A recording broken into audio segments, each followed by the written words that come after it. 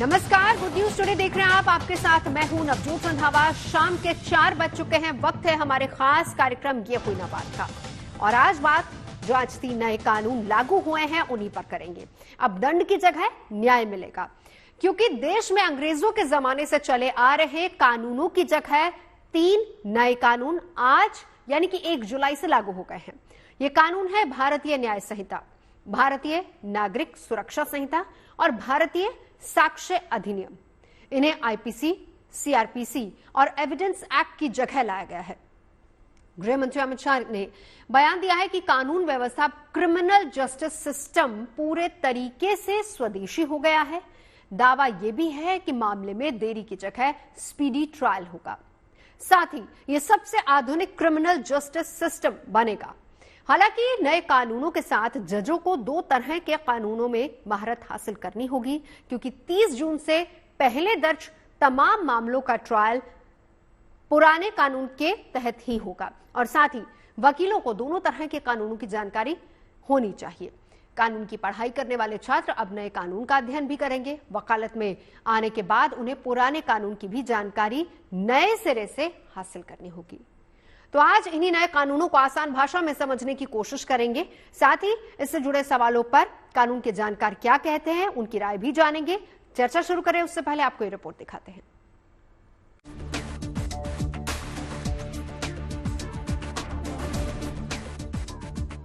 रात में घड़ी की सुइयों ने जैसे ही 12 बजे की दहलीज लांघी, देश में कानून की चाल बदल गई। देश आईपीसी के दौर से निकलकर भारतीय न्याय संहिता के युग में प्रवेश कर गया और कुछ ही घंटों में बीएनएस यानी भारतीय न्याय संहिता के तहत देश भर में मुकदमे होने भी शुरू हो गए।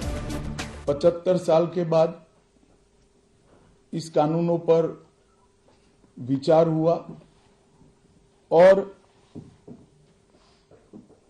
ये कानून जब आज से हर थाने में अपना काम करना चालू करेंगे, तब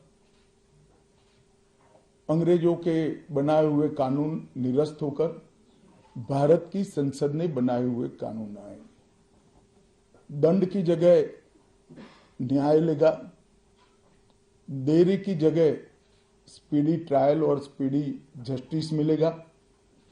और पहले सिर्फ पुलिस के अधिकारों की रक्षा की गई थी, अब पीड़ितों के अधिकारों की रक्षा और जो कंप्लेनेंट है इसके भी अधिकारों की रक्षा करने का काम होगा।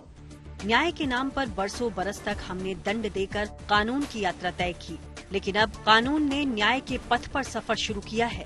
यानी आईपीसी यानी भारतीय दंड संहिता 1860 की जगह भारतीय न्याय संहिता 2023 ने ले ली है। 1898 में बने क्रिमिनल प्रोसीजर कोड की जगह भारतीय नागरिक सुरक्षा संहिता 2023 आ गई है और 1872 के इंडियन एविडेंस एक्ट की जगह भारतीय साक्ष्य अधिनियम 2023 ने जगह ले ली है। यानी जहां पर आईपीसी सीआरपीसी लिखा रहता था, अब वहां पर आईपीसी सीआरपीसी की जगह बीएनएसएस या बीएनएस ये लिखा रहेगा। और धाराएं देखिए, सेक्शन अगर आप देखेंगे तो यहाँ पर 285 यानी सब कुछ अब जो है वो बदल चुका है। इस चूंकि बदलाव किया गया, बड़े पैमाने पर बदलाव किया गया, तमाम धाराएं बदल गई, तो इसके लिए तैयारी भी बड़ी थी। दिल्ली पुलिस का कहना है कि एक पूरी टीम बनाई गई थी जिसने सबसे पहले तो जो नए कानून आए हैं उन्हें समझा और उसके बाद जो लोग खासतौर से थानों में मौजूद होते हैं, जो शिकायतों पर एफआईआर लिखते हैं, जिनके सामने सीधे विक्टिम पहुंचते हैं या पीसीआर कॉल होती है, तो ऐसे लोगों को सबसे पहले नए धाराओं के बारे में बताया गया, किस तरीके से डील करना है, कहां पर कौन सी धारा लगेगी। तो अब तक 45,000 लोगों को ये ट्रेनिंग दिल्ली पुलिस की तरफ से दी जा चुकी है और ये वो लोग हैं जो डायरेक्ट पब्लिक के टच में रहते हैं, पब्लिक की शिकायतें लिखते हैं। बदलाव केवल नामों में ही नहीं हुआ है, बल्कि अंग्रेजों के जमाने की धाराएं भी गुजरे जमाने की मानो बात हो चुकी हैं।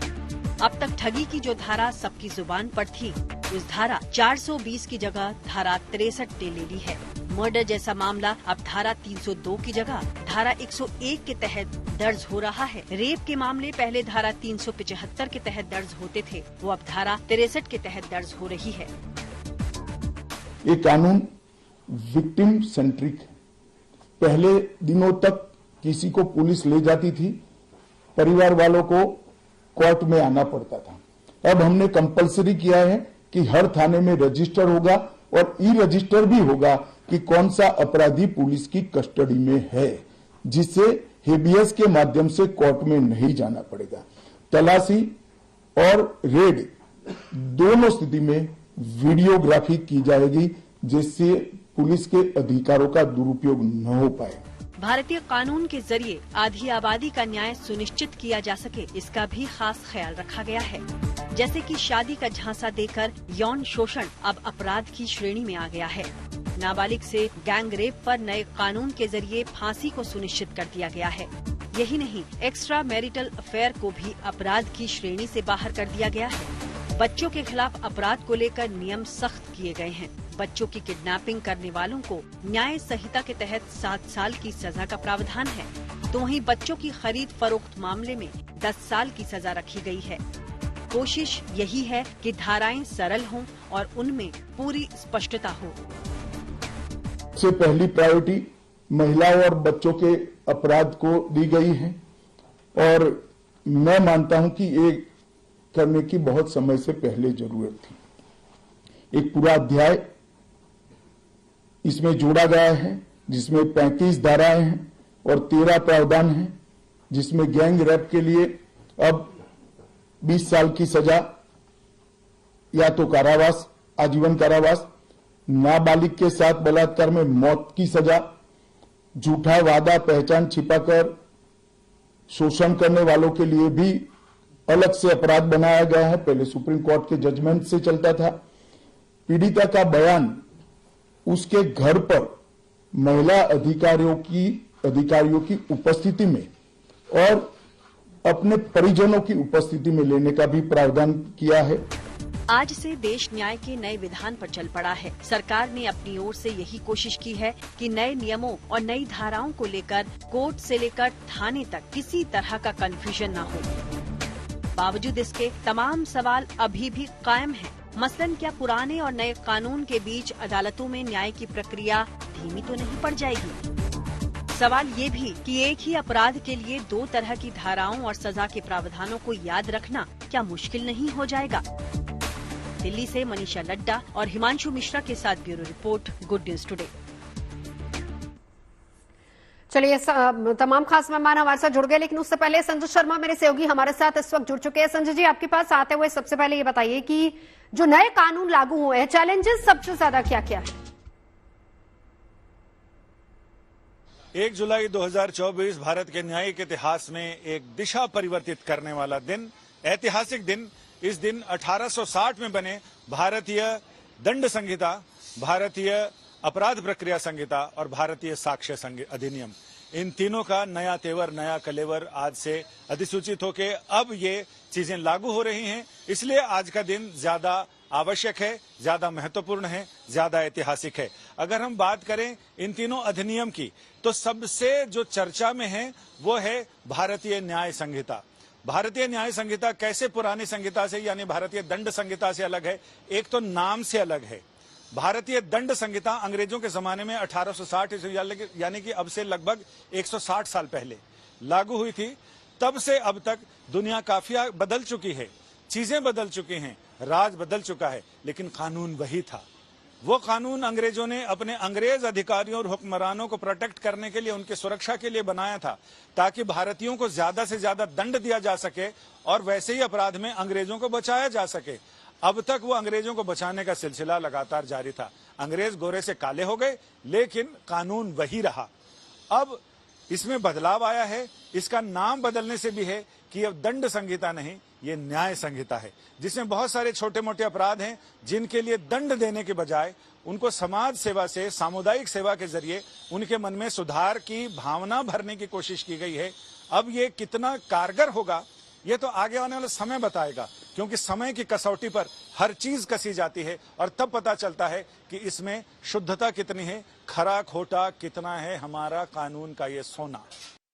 बिल्कुल संजय जी, शुक्रिया पूरी जानकारी के लिए। तमाम खास मेहमान हमारे साथ जुड़ चुके हैं, परिचय करा देती हूँ। Rudra Vikram Singh advocate supreme court के हमारे साथ हैं। इन्होंने खुद नए कानूनों को लेकर किताब भी लिखी है, चर्चा इनसे भी करेंगे।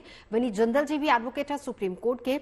आशुतोष श्रीवास्तव जी हैं, एडवोकेट हैं सुप्रीम कोर्ट से, और आशुतोष जी हमारे साथ नहीं है। और रुक्मणी सिंह सोशल एक्टिविस्ट हैं, क्योंकि बहुत अहम है इन नए कानूनों में महिलाओं और बच्चों को लेकर जो कहा गया है कि 2 महीने में केसेस का निपटारा होगा, तो ये कितना फायदेमंद महिलाओं और बच्चों के लिए होगा आपसे जानेंगे। लेकिन शुरुआत रुद्र विक्रम सिंह आप ही से करते हुए, दंड से न्याय तक, आपकी किताब का नाम भी शायद यही है।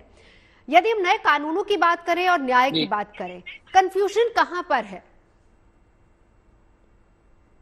देखिए, कंफ्यूजन जिन लोगों को है वो लोग अभी वो दंड वाले प्रक्रिया में ही चल रहे हैं। अभी वो अंग्रेजी जो साम्राज्य था उसी में शायद चल रहा है, शायद उन्हीं लोगों को कंफ्यूजन है।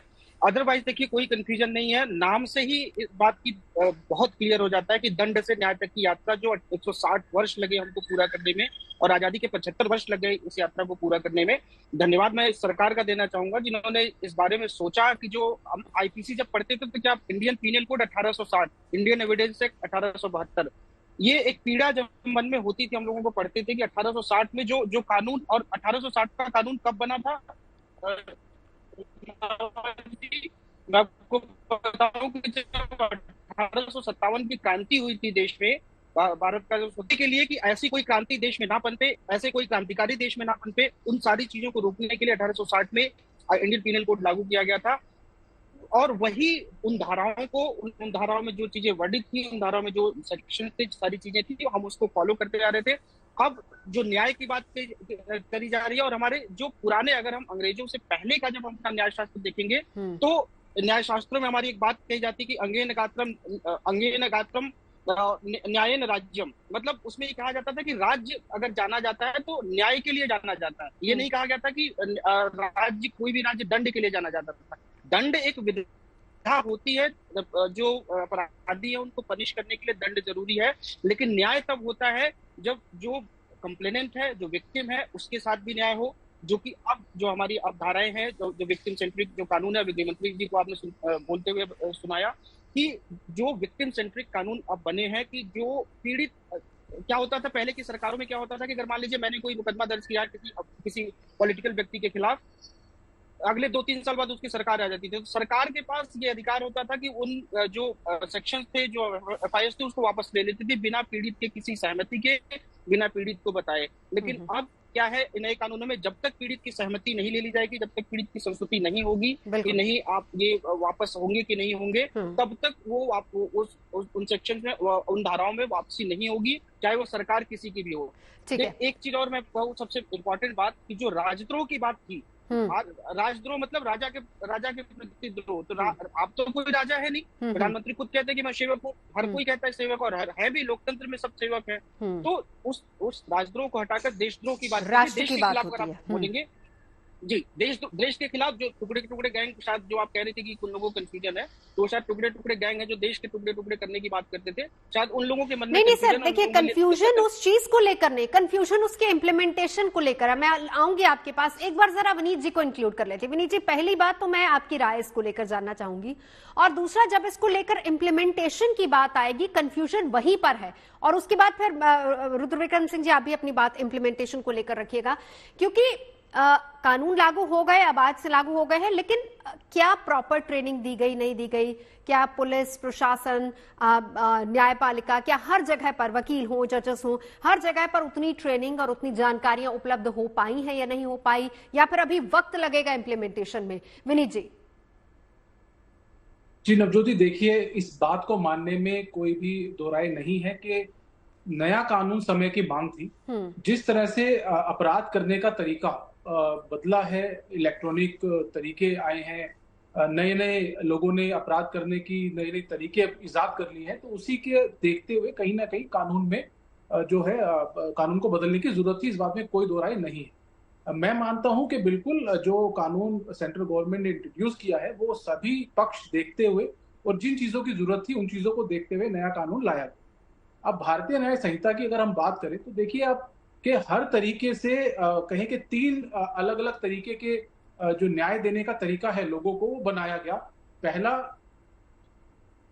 जी। पहला बनाया गया कि आप जो है जो आप सजा देंगे, सजा देने के बाद बनाया गया कि आप अगर कोई ऐसा अपराध है जिसमें सजा नहीं देने की जरूरत है तो आप उसके ऊपर पेनल्टी लगा सकते हैं। फिर तीसरा आप समाज सेवा की बात आई, तो सोशल एक्टिविटीज में लोगों को कैसे इन्वॉल्व किया जाए इस बात का भी इसमें ध्यान रखा गया। तो जो नए तरीके की सोच जो इस पूरे कानून में दिखी है, इस बात में कोई दो राय नहीं है कि बहुत अच्छे तरीके से बनाया है। अब बात आती है कि इम्प्लीमेंटेशन की। मैं आपकी बात को समझ रहा हूं और मैं इस बात को बिल्कुल मानता हूं। अगर आप बात करते हैं ट्रेनिंग की, तो मुझे लगता है बहुत बड़े स्केल पर सेंट्रल गवर्नमेंट ने, जैसे हम अभी आपके इसी एपिसोड में बताया गया कि दिल्ली पुलिस के 25,000 कर्मियों को लगातार ट्रेनिंग दी गई और आगे भी ये ट्रेनिंग चलती रहेगी। अब देखिए, कोई नई चीज आती है तो बिल्कुल कहीं ना कहीं उस चीज को लेके कुछ डिस्क्रिपेंसीज हो सकती हैं, लेकिन ऐसा नहीं है। लोग समय के साथ सीखते हैं और ये इसकी ट्रेनिंग भी समय के साथ आएगी। लेकिन एक सवाल यहाँ पे मेरे दिमाग में बिल्कुल है कि जो टाइम बाउंड मैनर की प्रोसीडिंग्स की जहां बात की गई है इस पूरी प्रक्रिया में, वो टाइम बाउंड मैनर को डिफीट ना हो। क्योंकि हमारे जुडिशियल प्रोसेस की हम बात करें तो पहले ऐसे बहुत से कानून हैं जिनमें टाइम शेड्यूल दिया गया है, परंतु उस टाइम शेड्यूल के अंदर क्योंकि कोर्टों के पास इतना ज्यादा बर्डन है, आप डिस्ट्रिक्ट कोर्ट की बात करें, आप हाई कोर्ट की भी अगर बात करें, ट्रायल कोर्ट की हम बात करें क्योंकि न्याय संहिता की बात हो रही है, तो ट्रायल कोर्ट में इतना ज्यादा बर्डन है जो क्रिमिनल कोर्ट्स हैं उनके ऊपर। एक एक कोर्ट के पास एक एक दिन में 60-100 केस लगते हैं, तो जो जज साहब है वो सुन ही नहीं सकते। ऐसे में टाइम बाउंड मैनर में कैसे जो है इसकी हियरिंग होगी और कैसे टाइम बाउंड में डिस्पोजल होगा, तो ये कहीं ना कहीं सोच विचार का विषय। और सर ऐसे में इसी के साथ एक लाइन और इंक्लूड कीजिए ना, क्योंकि 1 जुलाई से पहले के जितने मामले हैं वो तो पुराने कानून के तहत जज साहब सुनेंगे, और 1 जुलाई के बाद इनफैक्ट वकील भी जो अपनी दलीलें रखेंगे वो भी पुराने के तहत रखेंगे, और जब 1 जुलाई के बाद के हैं उसके लिए नया। तो रुद्र जी, क्या वकीलों के लिए, जजेस के लिए, पुलिस के लिए बर्डन ज्यादा बढ़ नहीं गया, या फिर इसको ईज आउट करने का भी कोई प्लान यहाँ पर है? देखिए, वकीलों के लिए नो डाउट बर्डन बढ़ा है उनको, क्योंकि दोनों धाराएं पढ़नी पड़ेंगी, पुरानी और नई दोनों। और दूसरी बात जो ट्रेनिंग की बात है, पुलिस के लिए देखिए दिसंबर 2023 से ही इनकी ट्रेनिंग शुरू हुई थी। जो बीपीआरडी एक संस्था है जो ट्रेनिंग एंड रिसर्च डिपार्टमेंट को देखती है, वो मैं शायद जो आपकी स्क्रीन पर डेटा चल रहा है शायद 25,000 चल रहा है, लेकिन वो 40,000 से 45,000 लोगों को ट्रेनिंग दी जा चुकी है, क्योंकि मेरे पास 2 दिन पहले तक का डेटा है जी। वो लगभग 40,000 से ज्यादा लोगों को ट्रेनिंग दी जा चुकी है। और ये भारत सरकार जब इम्प्लीमेंट करने के लिए सोच रही थी तो वो पहले से ही इन लोगों को ट्रेनिंग, क्योंकि मैं इस संस्था से जुड़ा हुआ हूँ, कुछ एक काम मैं उनके साथ कर रहा हूँ, तो इसलिए वो उन लोगों को सारी चीजों की ट्रेनिंग सारे जितने भी पुलिस के अधिकारी हैं उनको बुला के दी जा रही थी। पुलिस वालों के लिए तो ये काम इजी कर दिया गया क्योंकि उनको पुराने मामलों में बहुत कम होगा। हाँ, वकीलों के लिए थोड़ी सी ये समस्या होगी क्योंकि उनको पुराने भी चीजें, क्योंकि जो पुराने लेंदी प्रोसेस था जो 4-4 साल 10-10 साल से अभी तक मुकदमे चले आ रहे हैं, तो उनको भी देखना पड़ेगा, नए कानूनों को भी देखना पड़ेगा। लेकिन मुझे लगता है कि अगर देश हित में अगर अपने कानून के बारे में अगर थोड़ी सी समस्या हम वकीलों को उठानी पड़ेगी, तो मुझे लगता है कि हम वकील भाइयों को इस बात के लिए तैयार हो जाना चाहिए। ठीक है, थोड़े सा कष्ट हम सह लेंगे। दूसरी बात जो अभी विनीत भाई कह रहे थे कि जजों की जो समस्या है, देखिए मुझे नहीं लगता कि जजेस उनके पास मामले जो पेंडिंग हुए हैं वो क्यों पेंडिंग हुए, कुछ उनकी वजह से पेंडिंग हुए हैं, कुछ हम वकीलों की वजह से भी पेंडिंग, क्योंकि हम भी बहुत एडजमेंट मांगते थे। अब इस नई प्रक्रिया में क्या कर दिया गया, जो भी क्रिमिनल प्रोसीडिंग है 2 से ज्यादा एडजमेंट आप नहीं मांग सकते हैं किसी भी प्रोसेस में, तो एडजमेंट अब नहीं होंगे तो मामले पेंडिंग नहीं जाएंगे। तो क्या फिर आप नहीं, ये एक छोटा सा सवाल, आप एडजमेंट नहीं मांगेंगे, ठीक है, पहले तो चलिए आप एडजमेंट मांग लेते थे, तो उसके बाद कोई ना कोई डाउट्स होता है जिसको लेकर आप क्लैरिटी मांगते हैं, तो फिर इसमें क्या ऐसा नहीं होगा कि अगर हम फास्ट न्याय की अगर हम बात कर रहे हैं उसमें ऐसा ना हो कि न्याय पे ठीक से मिल भी ना पाए? ये भी एक सेक्शन है। हाँ, मैं आपको बताता हूँ। देखिए, एडजमेंट हम किस ब्याह पे मांगते थे, कभी हमारा मान लीजिए कि हम किसी गुजरात हाई कोर्ट में है तो हमारा मामला दिल्ली हाई कोर्ट में आ गया, तो हम एडजमेंट लेते कि भाई हम वकील साहब किसी और कोर्ट में है, किसी और कोर्ट में, तो हम लेकिन अब क्या है कि आपकी गवाहियां भी ऑनलाइन होंगी, आप ऑनलाइन अपीयर भी हो सकते हैं, जो आपका विटनेस है, कभी विटनेस के नाम पे भी हम एडजमेंट मांगते थे कि आज विटनेस आ नहीं पाया, वो बीमार है, कुछ है, या उसको कोई काम है, तो हम कहीं से भी बैठ के, अगर आप दिल्ली में नहीं है, आप दिल्ली से कहीं बाहर है, वहां से बैठ के मैं विटनेस करा सकता हूँ अगर विटनेस मेरे पास अवेलेबल है। तो इन सारी चीजों को जो टेक्निकल चीजें जो जोड़ी गई हैं, ये इसी वजह से जोड़ी गई हैं कि अगर एडजमेंट हम किस ब्याह पे मांगते हैं, इसी ब्याह पे हम अवेलेबल नहीं, किसी और कोर्ट में है, या विटनेस कराना है तो विटनेस अवेलेबल नहीं है, तो इन सारी चीजों की जो ऑनलाइन व्यवस्था कर दी गई है, तो अब ये बहुत ईजी हो जाएगा इसकी। चलिए उस ऑनलाइन प्रोसीजर पर भी बात करेंगे। विनीत जी, एक इसी पर रिएक्शन, एक रिएक्शन आपसे लूं, फिर उसके बाद मैं आगे बढ़ती रुक्मिणी जी की तरफ। जी देखिए नवजोत जी, मैं थोड़ा सा इस बात से, रुद्र भाई की इस बात से थोड़ा डिफर करता हूँ। बिल्कुल हर तरीके का इन्वॉल्वमेंट होता है, लेकिन मुझे लगता है कि सिर्फ ये एक पहलू की बात। अगर हम इस पूरे एस्पेक्ट पे जाएंगे तो पता है, हम लोग रोज कोर्ट में अपेयर होते हैं, रोज देखते हैं कि ऐसे बहुत से कानून पहले बने हैं जिनमें टाइम बाउंड माइनर में प्रोसीडिंग्स की बात की गई है, जिसमें एडजॉर्नमेंट की बात भी की गई है।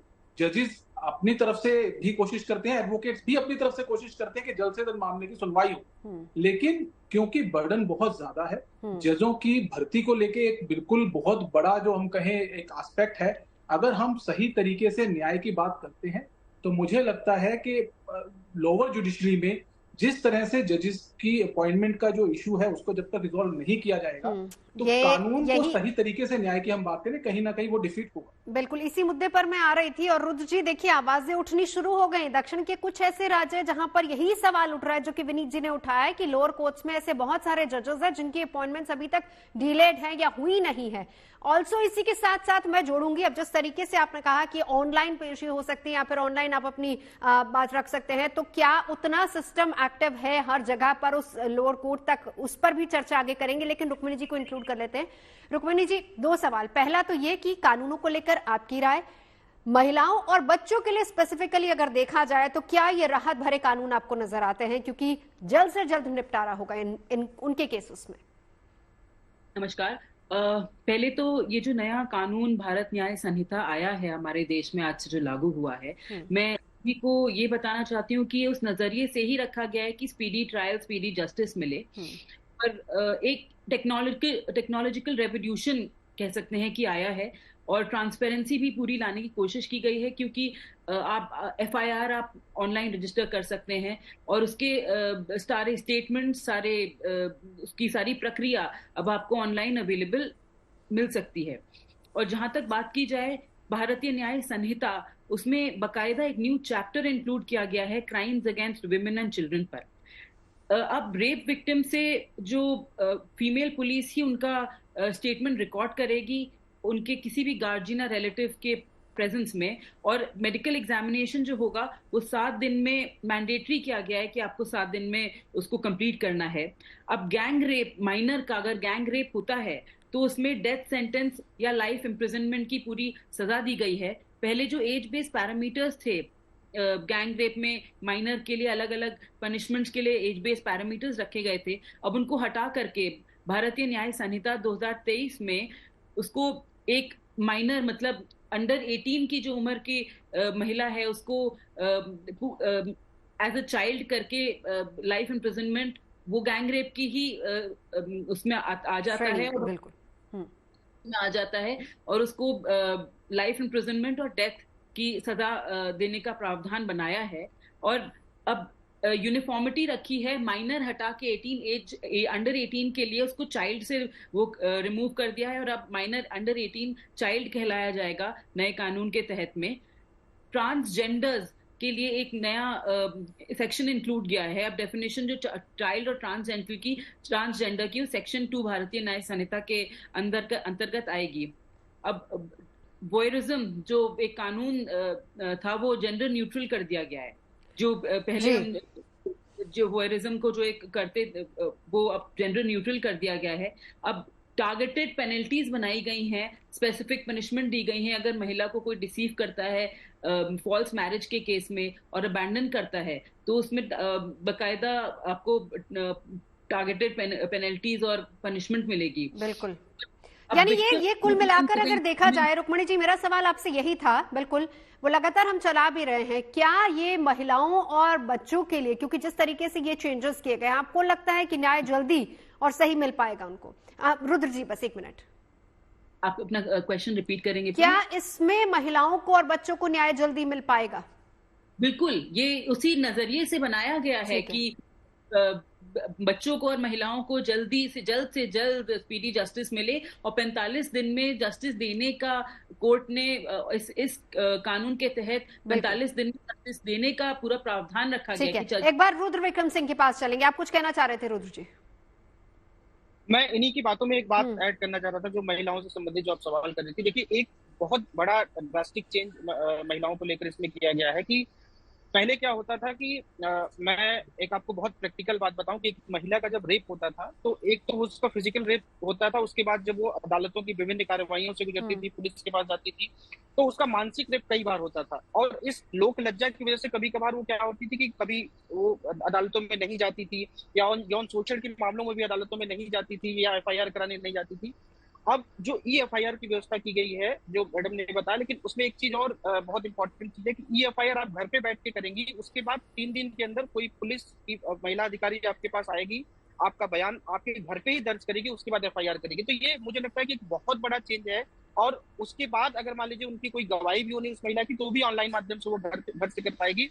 सिर्फ उसको मेडिकल चेकअप के लिए जो जाना होगा डॉक्टर के पास, अदरवाइज उसको ना कोर्ट के चक्कर काटने पड़ेंगे, क्योंकि बहुत आज भी हमारा समाज ऐसा है कि महिलाएं लोक लज्जा की वजह से अदालतों में नहीं जाती हैं, केसेस नहीं करती हैं। रुद्र जी, तो इन सब मामलों में ये अच्छी बात है कि EFIR और इसी के साथ साथ एक 0 FIR वाला प्रावधान भी यहाँ पर है। लेकिन यहाँ पर रुद्र जी, जब इम्प्लीमेंटेशन की बात आती है तो सवाल फिर से वही आ जाता है कि क्या हमारे पास उतनी संख्या बल है पुलिस प्रशासन की? विनीत जी। जी बिल्कुल, मैं आपने जैसे ही बोला मैं उससे पहले यही बात कहने वाला था कि आप देखिए, अगर हम दिल्ली जो हमारा कैपिटल है, हम अगर ग्राउंड लेवल पे जाके बात करें तो पुलिस स्टेशंस के अंदर जो SHOs हैं, इन्वेस्टिगेशन ऑफिसर्स हैं, उनकी आप हालत देखिए, ओवरबर्डन है फाइल्स के। आप इन्वेस्टिगेशन की बात करें, उनके पास समय नहीं है। मतलब लोग जाके उनको हाथ पैर जोड़ने पड़ते हैं कि किसी तरीके से वो अपनी इन्वेस्टिगेशन के लिए अपने आईओ को लेके अपने साथ भी जा पाए। लोग अपनी गाड़ियों में बिठा के आईओस को लेके जाते हैं कि भैया हमारे साथ चलो, हमारे काम को कर दो। तो इस तरह की सिचुएशन ग्राउंड लेवल पे है। बिल्कुल बहुत अच्छा कानून है, इस बारे में किसी को कोई दो राय नहीं है। लेकिन इम्प्लीमेंटेशन की अगर हम बात करें, चाहे वो जुडिशरी की बात करें, चाहे वो हम इन्वेस्टिगेशन एजेंसी की बात करें, अगर हम टाइम बाउंड मैनर में कुछ चाहते हैं, हम चाहते हैं कि न्याय मिले, तो उसी लेवल के ऊपर, जिस लेवल के ऊपर हमने इस पूरे कानून को बदला है, उसी लेवल के ऊपर हमें जो इकोसिस्टम चाहिए, जो हमें एटमॉस्फेयर चाहिए, वो भी कहीं ना कहीं हमें प्रोवाइड कराना पड़ेगा। और इन्वेस्टिगेशन एजेंसी की ट्रेनिंग्स और इन्वेस्टिगेशन एजेंसी के प्रॉपर इन्वेस्टिगेशन ऑफिसर हर तरीके से, चाहे वो आप कहीं इलेक्ट्रॉनिक एविडेंस को लेके हो, चाहे आप कहीं बिल्कुल हर स्तर की ट्रेनिंग की जरूरत है। दंड से न्याय तक 3 नए कानूनों का जिक्र आज हम कर रहे हैं, जिनको आज से लागू कर दिया गया है। लेकिन चैलेंजेस बहुत है। कानून भले ही अच्छे हैं, फास्ट ट्रायल होगा, जल्दी से जल्दी न्याय मिलेगा, लेकिन साथ ही साथ कितनी मुश्किल और कितनी चुनौतियां इनको इम्प्लीमेंट करने को लेकर, इसी पर चर्चा कर रहे हैं। रुद्र बिक्रम सिंह हमारे साथ एडवोकेट सुप्रीम कोर्ट से लगातार जुड़े हुए हैं और उन्होंने किताब भी लिखी है इसको लेकर। विनीत जिंदल जी भी हमारे साथ है और हमारे साथ रुक्मिणी जी भी जुड़ी हुई है। रुक्मिणी जी, आप विनीत जी की बात को लेकर कुछ कहना चाह रही थी, अपनी बात रखिए, फिर मैं रुद्र जी के पास जाऊंगी। मैं ये भी बात कहना चाह रही हूँ, एक नया प्रावधान बनाया गया है कि कि कोई गुस्से में जाके अगर पुलिस स्टेशन जाता है और अपनी FIR दर्ज कराने के लिए बोलता है, तो उसमें ये एक नया प्रावधान दिया गया है SHO को कि वो एक प्रिलिमिनरी इंक्वायरी कंडक्ट कर सकते हैं 15 दिन की FIR से करने से पहले, क्योंकि ताकि जो कोई गुस्से में आके, जैसे जिसने कंप्लेन रजिस्टर कराई है, कभी कभार ये देखा गया है कि आपका लड़ाई झगड़ा गुस्सा शांत हो गया और आप कंप्लेन वापस ले रहे हैं, तो इसमें प्रावधान दिया गया है SHO को कि आप FIR, एक प्रिलिमिनरी इंक्वायरी बिठा सकते हैं 15 दिन की FIR में। और ये जो तीनों प्रावधान कानून जो लाए गए हैं, ये अक्यूज्ड, विक्टिम, स्टेट, कचहरी और पुलिस को इंटरेस्ट ध्यान में रखते हुए लाए गए हैं। और स्पीडी जस्टिस और स्पीडी ट्रायल्स दोनों महिलाओं और बच्चों को 45 दिन में गया है और मैंडेटरी किया गया है। बिल्कुल। रुद्र जी, अब देखिए, जो नया कानून है उसमें जो फॉरेंसिक जांच है उसको भी डिजिटलाइज करने की बात की जा रही है। अब यहां पर भी सवाल है कि ये इंप्लीमेंट किस तरीके से होगा? क्या राज्य सरकार के पास उतना पर्याप्त इंफ्रास्ट्रक्चर है? हालांकि गृह मंत्रालय की तरफ से फंडिंग हुई है, लेकिन वही बात है कि उसको सही समय पर कब तक हम देख पाएंगे कि प्रॉपरली वो इंप्लीमेंट हो रहा है कि नहीं? देखिए, किसी भी चीज के इम्प्लीमेंटेशन के लिए सिर्फ सरकार के द्वारा कानून बना देना सही नहीं होगा। ये मैं नहीं कह सकता कि सरकार ने कानून बना दिया सब कुछ इम्प्लीमेंट हो जाएगा। राज्यों की बहुत बड़ी जिम्मेदारी इसमें होगी, क्योंकि जो फॉरेंसिक के लिए, जो लैब के लिए और फॉरेंसिक एक्सपर्ट्स के लिए जो फंड हर राज्य को दिया गया है, नरेंद्र मोदी जब गुजरात में मुख्यमंत्री थे तो उन्होंने वहां से फॉरेंसिक लैब के लिए इंस्टीट्यूट भी खोला था, वहां से एक्सपर्ट भी निकले हैं। और जो अमित शाह जी ने जब भाषण दिया था संसद में, तो उन्होंने बोला भी था कि अगले 4-5 सालों में हम लगभग 3.5 लाख जो हम नवयुवकों को ट्रेन करेंगे फॉरेंसिक एक्सपर्ट के लिए। तो देखिए समय लगेगा इम्प्लीमेंटेशन में। मैं ये नहीं कह रहा कि आज के आज इम्प्लीमेंटेशन पूरी की पूरी प्रक्रिया हो जाएगी, आज के आज डिजिटलाइज, सब कुछ डिजिटलाइज। देखिए जब कोविड काल आया 2 साल तक हम अदालतों की कार्रवाई हमने डिजिटलाइज, अवनीत भाई भी इस बात को अग्री करेंगे कि हम लोगों ने ऑनलाइन प्रक्रियाएं की, ऑनलाइन सिर्फ वहां पे विटनेसेस वगैरह नहीं हो पा रहे थे, जिसको अब जोड़ दिया कि भाई विटनेस भी आप ऑनलाइन कर सकते हैं। तो जब कोविड काल में सब कुछ ऑनलाइन प्रक्रिया चली, बहुत स्मूथली चली, सब कुछ अच्छे से हुआ और अब उसी को अब अच्छी तरीके से इम्प्लीमेंट कर दिया गया है। तो इसमें देखिए राज्य सरकारों को भी आगे आना पड़ेगा, हम जैसे वकीलों को भी आगे आना पड़ेगा, जो जजेस हैं उनको भी अपनी जिम्मेदारी समझनी पड़ेगी और उनको आगे आना पड़ेगा। तो जितने भी तंत्र हैं इस न्याय व्यवस्था को लागू कराने के लिए, न्याय व्यवस्था लोगों को न्याय पहुंचाने के लिए, उन सारे तंत्र को मिलकर एक साथ एकजुट होकर काम करना पड़ेगा। जो अभी व्यवस्थाएं नहीं हो पाई हैं, उन व्यवस्थाओं के लिए राज्य सरकार और केंद्र सरकार को एक साथ मिलकर काम करेंगी। और अगले जो हम टेक्नोलॉजी और फॉरेंसिक की बात कर रहे हैं, टेक्नोलॉजी के मुझे लगता है कि जो ऑनलाइन माध्यम है, ये मुझे लगता है कि हर राज्यों में लगभग व्यवस्थाएं हो चुकी हैं। दिल्ली जैसे राज्य में तो आप 100% कोर्ट डिजिटलाइज्ड हैं और राज्यों में क्योंकि लोग नहीं कर पाए हैं तो अब वो उनकी मजबूरी हो जाएगी करना। तो बहुत ऑनलाइन माध्यम होने में तो मुझे नहीं लगता कि कोई बहुत बड़ा चैलेंज है, क्योंकि आज किसी भी दूर दराज के किसी भी इलाके में चले जाइए आपको वाईफाई ऑनलाइन व्यवस्था सब जगह नहीं सर, वो बात तो ठीक कह रहे हैं आप, वो बात तो है, वो सही है। अब इसी के साथ साथ ही साक्ष्य ऐप की भी बात हो रही है, लेकिन बहुत सारे, अब आपने दूर दराज के इलाकों की बात की, अगर उनकी ग्राउंड रियलिटी देखा जाए तो पुलिस थानों में सही सुविधाएं तक वहां पर नहीं, ये भी एक बड़ा चैलेंज होगा और उनको ट्रेनिंग देना भी बड़ा चैलेंज होगा। सर मैं लौटती हूँ, और आपकी बात हालांकि सही है, नहीं एक मिनट सर लौटती हूँ, आपकी बात सही है कि तमाम राज्यों को इसमें सहयोग करना होगा, सही है, राज्यों का सहयोग जरूरी है, लेकिन यहीं से आवाजें उठनी शुरू हो गई, चाहे वो पश्चिम बंगाल हो, कर्नाटक हो या फिर तमिलनाडु हो, यहां से आवाजें उठ रही हैं कि जिस वक्त कानून पास किया गया हमारे तो सांसद वहां पर थे ही नहीं। यानी सियासत भी एक बहुत बड़ी समस्या है यहाँ पर। वो किस तरीके से, क्योंकि अगर मनचाही नहीं रखेंगे आप तो किस तरीके से इंप्लीमेंट हो पाएंगे? देखिए बिल्कुल इस बात के लिए तो मैंने कहा ना कि राज्यों की सहमति, राज्यों की सहभागिता बिल्कुल जरूरी है। उनकी सहमति और सहभागिता दोनों जब तक चालू राज्य सरकार नहीं करेंगे, और जो भी तंत्र हैं, वकील, पुलिस और जुडिशरी, ये सब जब तक इस बात को सहयोग नहीं करेंगे और जब तक हम लोग इस दोषारोपण की प्रक्रिया को छोड़कर और हम इसको अभिसात नहीं करेंगे तब तक ये मामले चलते रहेंगे। और हमको मुझे लगता है कि इस बारे में मतलब जो कदम केंद्र सरकार ने उठाया उसका स्वागत करते हुए हमको इस बात में करना चाहिए। और देखिए जो आपने पुलिस की व्यवस्था करी कि पुलिस में बहुत बदतर हालत में पुलिस वाले गुजर रहे हैं, मैं आपको बताऊं सुप्रीम कोर्ट ने 2007 में गाइडलाइन इश्यू करी थी कि हर थाने में सीसीटीवी होना चाहिए। उसके लिए फंड भी एलोकेट हुए, प्रॉपर सब कुछ हुआ, लेकिन अभी तक सीसीटीवी की व्यवस्था सारे थानों में नहीं है। ये किसकी जिम्मेदारी है? ये सुप्रीम कोर्ट की जिम्मेदारी तो नहीं है, ये राज्य सरकारों की जिम्मेदारी थी। राज्य सरकारों ने नहीं, सुप्रीम कोर्ट के ऑर्डर को भी उन्होंने इम्प्लीमेंट नहीं किया।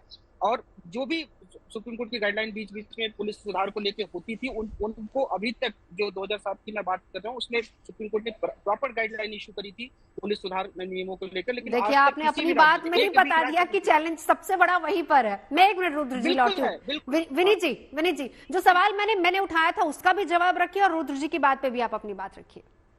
जी देखिए, आप भी एक वकील हैं, मतलब आप बहुत अच्छे से वाकिफ हैं पूरे सिस्टम को लेकर, आप अपनी बात यहाँ पर रख सकते हैं। और देखिए इसमें कोई दो राय नहीं, हमें बिल्कुल इस बात को मानना चाहिए कि जो बदलाव हुआ है वो अच्छे के लिए हुआ है, लेकिन जब इम्प्लीमेंटेशन की बात आती है तो सबसे बड़ी बात सिस्टम और सियासत दोनों आगे आते हैं।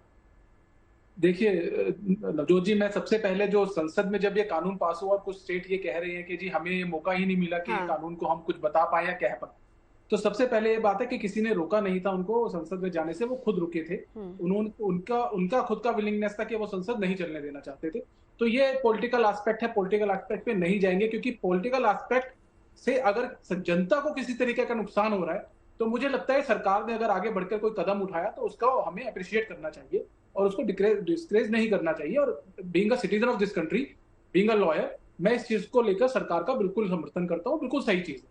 लेकिन जहां बात आती है इम्प्लीमेंटेशन की, तो मैं आपको ग्राउंड लेवल की सच्चाई बता रहा हूं कि आप डिस्ट्रिक्ट कोर्ट में जाइए, आप पुलिस स्टेशन में जाइए, डिस्ट्रिक्ट कोर्ट में दिल्ली के अंदर, मैं बता रहा हूं ये बात, दिल्ली हाई कोर्ट ने अभी रिसेंटली वेकेशन से पहले दिल्ली हाई कोर्ट को, पिछले कोविड से हम लोग देख रहे हैं कि ऑनलाइन हियरिंग की बात चल रही है, दिल्ली हाई कोर्ट को हर बार नया सर्कुलर निकालना पड़ता है कि क्यों नहीं डिस्ट्रिक्ट कोर्ट की ऑनलाइन हियरिंग रेगुलर बेसिस पे चलती।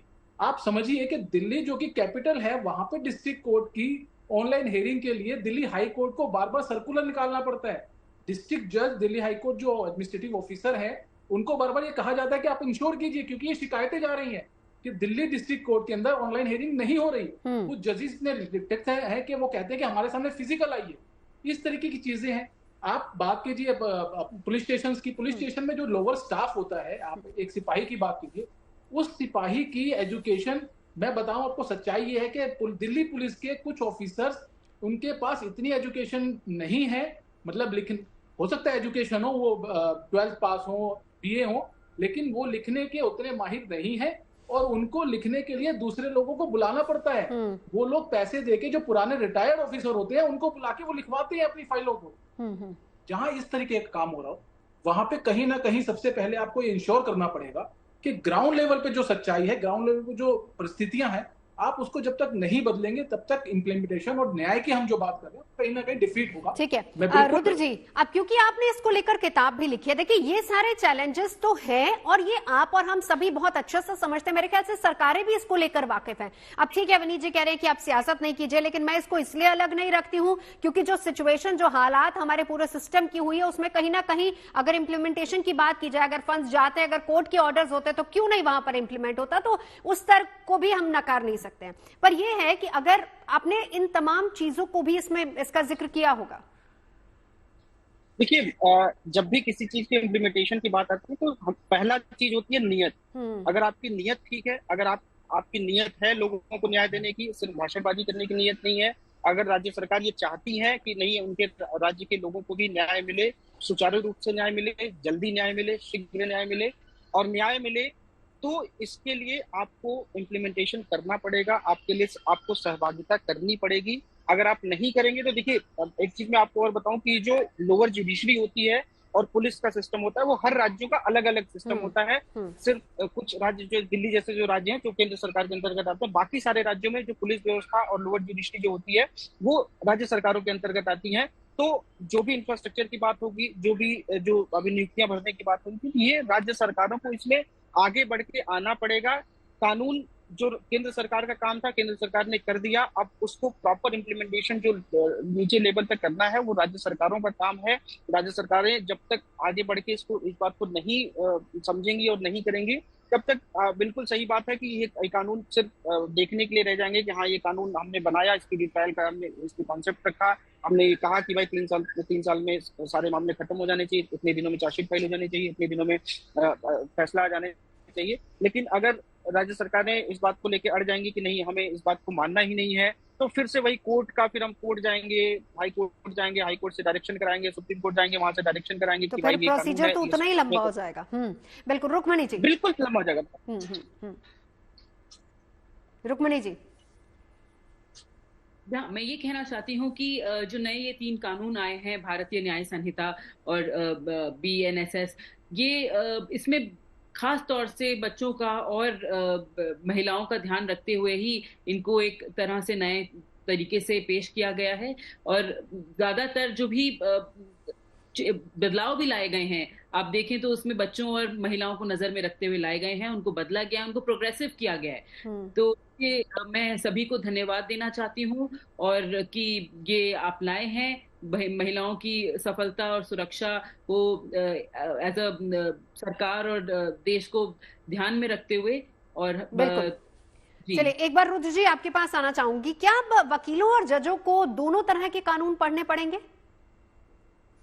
और आने वाले जो वकील हैं, जो आने वाली पीढ़ी है, जो बच्चे अभी लॉ करेंगे या फिर कर रहे हैं, क्या उनको भी दोनों तरह के कानूनों को पढ़ना होगा? देखिए, मैं आपको एक बात बताऊं, जो वकील होता है अगर वो 90 साल का होता है, 95 साल का होता है, तो भी वो पढ़ता है, हमेशा वो पढ़ता रहता है। इसीलिए किताबों के बीच में आप लोग घिरे रहते हैं। इसीलिए हम इसको प्रैक्टिस बोलते हैं। हम इसको कभी ये नहीं बोलते कि हम कुछ और कर रहे हैं, हम इसीलिए बोलते हैं कि हम प्रैक्टिस कर रहे हैं। तो हमेशा जो वकील होता है हमेशा सीखता है, हमेशा पढ़ता है। कोई भी वकील ये नहीं कह सकता कि मुझे सारे कानून पता है, मैं बहुत परफेक्ट हूँ हर कानूनों में, चाहे उसकी प्रैक्टिस 100 साल की हो गई हो या 90 साल की हो गई हो। तो हमको तो पढ़ना तो हमेशा पड़ता ही है, थोड़ा सा और पढ़ना पड़ेगा। तो उसके लिए मैंने जैसे पहले कहा कि हम लोग तो तैयार हैं कि हम पुराने कानून भी पढ़ा। और आपका जो सवाल का जवाब था कि वो पढ़ना तो पड़ेगा ही, क्योंकि जो पुराने मामले हैं वो उन्हीं धाराओं से निपटेंगे, उन्हीं जो सीआरपीसी थी और आईपीसी थी और वही चीजों से निपटेंगे। और जो नए मामले हैं, नए भी केसेस आएंगे तो नए केसेस को भी हमको लेना पड़ेगा और वो करना पड़ेगा। तो ये थोड़ी सी दुविधा और मेहनत का काम वकीलों जजों को करना पड़ेगा, और ज्यादा वकीलों को करना पड़ेगा, क्योंकि जजेस को हम ही असिस्ट करते हैं। तो हम ही जब तक प्रॉपर असिस्ट जजेस को करेंगे तभी ये चीजें सुचारू रूप से हो पाएंगी। जी विनीत जी बिल्कुल। देखिए, हम लोग तो कानून के विद्यार्थी हैं और जो एडवोकेट होता है वो कभी भी संपूर्ण नहीं होता। वो संपूर्ण इसलिए नहीं होता क्योंकि हम लोग रोज कोर्ट में जाते हैं, कुछ नया सीखते हैं, और रोज पढ़ाई करना ही हमारा काम है, पढ़ना और सीखना ही हमारा काम। तो हम लोग रोज सीखते हैं। हमें, मुझे लगता है कि एडवोकेट्स को उतनी प्रॉब्लम नहीं होगी, लेकिन कहीं ना कहीं जो ऑफिसर्स हैं दिल्ली पुलिस के या किसी भी स्टेट के, मुझे लगता है, या फिर जो नए बच्चे अब कॉलेजेस से निकल के आएंगे, उनके लिए मुझे लगता है कि बिल्कुल कहीं ना कहीं थोड़ा डिफिकल्ट पोजीशन जरूर होगा, क्योंकि दो एक्ट्स को समझना और पढ़ना मुझे लगता है कि बहुत डिफरेंस है। क्योंकि इलेक्ट्रॉनिक एविडेंस और फोरेंसिक एविडेंस को जिस तरह से डिफाइन किया गया है बहुत अच्छा है, लेकिन उनको समझने के लिए और सही तरीके से इम्प्लीमेंटेशन के लिए उनकी प्रैक्टिस से किसी क्लाइंट का नुकसान ना हो, इस चीज को एश्योर करना जो बिल्कुल मुझे लगता है कि समय थोड़ा सा लगेगा, और समय के साथ लोग एक्सपर्ट भी होंगे, लोग आगे बढ़ेगी हमारी जो न्याय व्यवस्था है, न्याय प्रणाली है, और उससे जो इंटेंट है सेंट्रल गवर्नमेंट का कि हमारी नए भारतीय न्याय संहिता की के उससे उनको न्याय मिले, तो मुझे लगता है कि कहीं ना कहीं उस न्याय में जो हम लोगों का जो पार्ट है, हम लोग अपना पार्ट परफॉर्म कर पाए। जी जी जी रुक्मणी जी, कुछ कहना चाह रही थी आप? मेरी नजर में एज अ सोशल एक्टिविस्ट भी जो नए कानून और प्रावधान लाए गए हैं उनको महिलाओं तक पहुंचाना, सारी एजेंसीज को ध्यान में रख के महिलाओं को अवेयर करना, बच्चों को अवेयर करना, ये भी एक टास्क है। और मेरे हिसाब से ये सरकार को भी इसमें सभी की राय लेकर, और NCWs और सारी जितनी भी एजेंसीज हैं स्कूल के बच्चों तक को ये पहुंचाना चाहिए और उनको अवेयर कराना चाहिए। और हमारे लिए भी एक नया एक्सपीरियंस है सीखना और आगे लोगों को अवेयर करना। बिल्कुल, अवेयरनेस बहुत जरूरी होती है नए कानूनों के बारे में, लोगों को, महिलाओं को, सबको जागरूक करना। देखिए, एक प्लेटफॉर्म यहीं पर है कि मीडिया के जरिए लोगों को बताया जा रहा है। लेकिन रुद्र जी, अगर हम नए कानूनों की बात करें तो एक चीज जो समझ में आती है वो ये कि मंशा सीधे तौर पर ये है कि जल्दी से जल्दी ट्रायल हो, जल्दी से जल्दी मामला निपटे और न्याय मिले, दंड नहीं न्याय मिल पाए। लेकिन बात वहीं पर आकर टिक जाती है कि क्या राज्यों के पास उतना इंफ्रास्ट्रक्चर मौजूद है जितना होना चाहिए, या फिर उसको अभी वक्त लगेगा? देखिए, मैंने फिर से वही बात मैं कहूंगा कि नीयत की बात होती है। अगर आपके पास नीयत है तो इंफ्रास्ट्रक्चर भी है। केंद्र सरकार जो भी नए फॉरेंसिक चीजें जोड़ रही है, नई टेक्नोलॉजी की चीजें जोड़ रही है, उसके लिए बजट एलोकेट हुआ है, सारे राज्यों के लिए बजट एलोकेट हुआ है, सारे राज्यों को बजट दिया जाएगा। किसी के पास इंफ्रास्ट्रक्चर हो सकता है, कुछ ऐसे राज्य हो जिनके पास ना हो, तो वो अगर उस बजट का सदुपयोग करेंगे, उस बजट का उपयोग करेंगे तो इंफ्रास्ट्रक्चर अपना खड़ा कर सकते हैं। मैं रुद्र जी एक डेटा यहाँ पर इंक्लूड कर दूं, क्योंकि ये आपको और विनीत जी को दोनों को ही जवाब देना है। अब इंफ्रास्ट्रक्चर की जो हम बात कर रहे हैं, एक डेटा यहाँ पर है कि गृह मंत्रालय ने 2254 करोड़ रुपए आवंटित किए हैं इंफ्रास्ट्रक्चर डेवलपमेंट के लिए। लेकिन इसी के साथ साथ एक लाइन और लिखी गई है कि इसमें 4 साल का वक्त लगेगा। तो क्या हम ये माने कि 4 साल के बाद ये जो नए कानून है ये पूरी तरह से अच्छे तरीके से इंप्लीमेंट हो पाएंगे, भले ही शुरुआत आज से हो गई हो? बिल्कुल, मैं आप 4 साल करिए, मुझे लगता है कि 2-3 साल और 5-7 साल इसमें लगेंगे पूरी तरीके से इम्प्लीमेंटेशन के लिए। मैं ये इस बात को नहीं कह रहा हूँ कि आज के आज इम्प्लीमेंट हो जाएंगे, आज के आज फॉरेंसिक जांचें होने लगेंगी, आज के आज सब कुछ, लेकिन जितना हो सकता है, जैसे ऑडियो वीडियोग्राफी अनिवार्य करने के 7 साल से ऊपर की जो सजाएं हैं, तो वो ऑडियो वीडियोग्राफी तो आप कर सकते हैं। फॉरेंसिक एक्सपर्ट लेके जाना जरूरी है। तो अगर आपके पास फॉरेंसिक एक्सपर्ट है तो आप लेके जाएंगे। हो सकता है फॉरेंसिक एक्सपर्ट हर जगह ना उपलब्धता हो, तो ये इन चीजों में समय लगेगा थोड़ा सा। आप 4 कह रही है, मैं कह रहा हूँ 2 साल और 3 साल और बढ़ा के लगेगा। लेकिन समय देखिए, अगर 160 साल से जो कानून हम हो रहे थे, उन कानूनों में भी खामियां निकलती थी। हर चौथे दिन सुप्रीम कोर्ट एक गाइडलाइन इशू करता था कि नहीं, ये जो कानून है इसमें ये बदलाव होना चाहिए। इस कानून का जो तर्क है वो ये तर्क ये ऐसा है। बहुत सारे बदलाव सुप्रीम कोर्ट ने इन 75 सालों में किए। तो जो 160 सालों से जो कानून थे उनमें भी बदलाव होते रहते थे समय अनुसार, और उनमें भी खामियां थी। उनको भी इम्प्लीमेंटेशन करने में भी बहुत सारी चीजों में होता था कि गलत धाराओं में FIR लिख दी जाती थी पुलिस द्वारा। तो उन सब चीजों को इम्प्लीमेंटेशन होने में, लोगों को प्रॉपर इसके समझने में, प्रॉपर चीजें होने में थोड़ा समय लगेगा। और इसमें जो भी मैंने कहा कि 5-7 साल का समय लगेगा, ये इतना समय तो मिनिमम समय कह रहा हूँ, इतना समय लगेगा। बिल्कुल, मान के चलें कितना वक्त लग सकता है। विनीत जी, देखिए, मैं बिल्कुल इस बात से सहमत हूँ। और मैं तो कहूंगी कि आप जरा इसको कंपेयर करके बताइए, क्योंकि जो दिल्ली की सिचुएशन आप थोड़ी देर पहले बता रहे थे, दिल्ली एक मेट्रो सिटी है जहां पर तमाम सुविधाएं उपलब्ध हैं। हम कह नहीं सकते हैं कि, और राजधानी है देश की, और इसको जरा कंपेयर करके बताइए बाकी जगहों से जहां पर उतना इंफ्रास्ट्रक्चर भी नहीं जितना कि दिल्ली में मौजूद है। देखिए नवजोत जी, यहाँ पे 2 चीजें जो बहुत इंपॉर्टेंट है, जिसको लेकर आपने भी बात की।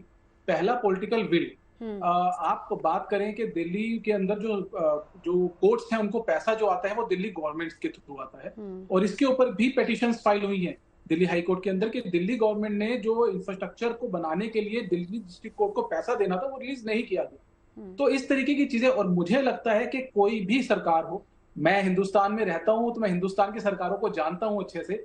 मुझे नहीं लगता कि अगर हिंदुस्तान में कोई भी सरकार, चाहे वो बिहार की सरकार हो, चाहे वो बंगाल की सरकार हो, चाहे वो झारखंड की सरकार हो, अगर कुछ करना चाहे तो वो नहीं कर सकते। अगर वो चाहे तो वो कल की तारीख से ही सारी चीजों का इंप्लीमेंटेशन अच्छे तरीके से, कैसे 6 महीने में हो, वो भी इंश्योर कर देंगी। लेकिन कहीं ना कहीं पॉलिटिकल विलिंगनेस और साथ में पॉलिटिकल जो आपस की रेवलरी है, चाहे वो अलग अलग पार्टीज जो होती हैं उनको लेके हम बात करें, तो कहीं ना कहीं उसका जो इम्पैक्ट बिल्कुल है, वो विल पावर बहुत जरूरी है। मंशा ये होनी चाहिए कि सियासत से परे कम से कम लोगों को न्याय मिले।